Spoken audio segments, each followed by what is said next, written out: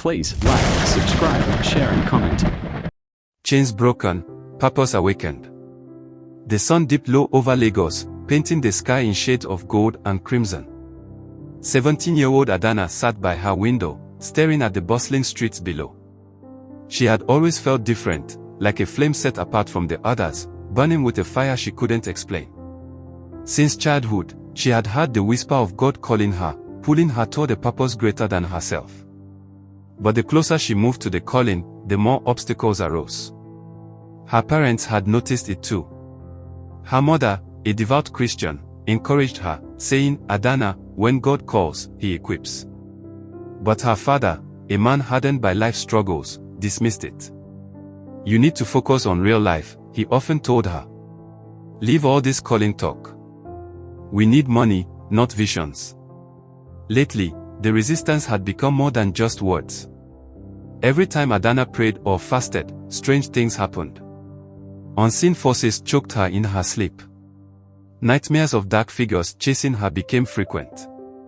At school, friends who once embraced her now whispered behind her back. Even her closest friend, Chisholm, turned against her. One night, after an intense prayer session, the attacks escalated. As she lay in bed, a cold wind filled her small room, though the windows were shut. A shadow slithered into the corner, its presence suffocating. A deep voice echoed in her mind, "Give it up, Adanna. You cannot win. You are mine."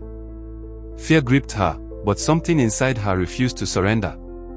Summoning every ounce of strength, she whispered, "Jesus." The moment his name left her lips, the shadow let out a deafening screech and vanished. Adanna gasped, drenched in sweat.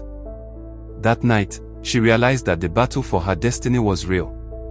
Determined to fight back, she intensified her prayers, fasting, and reading the Bible. She sought guidance from Mama Nkechi, a powerful prayer warrior in her church. The elderly woman took her hands one evening and said, "Child, the enemy only fights those who are a threat.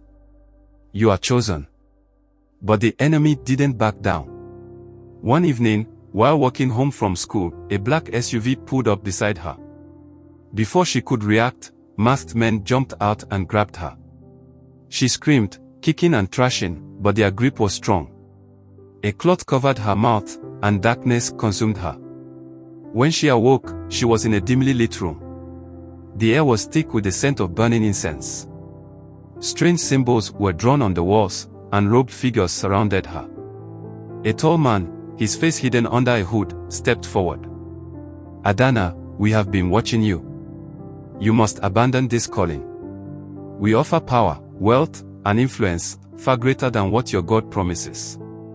Her heart pounded. She had heard of such things, secret societies, dark forces that lured people with promises of greatness.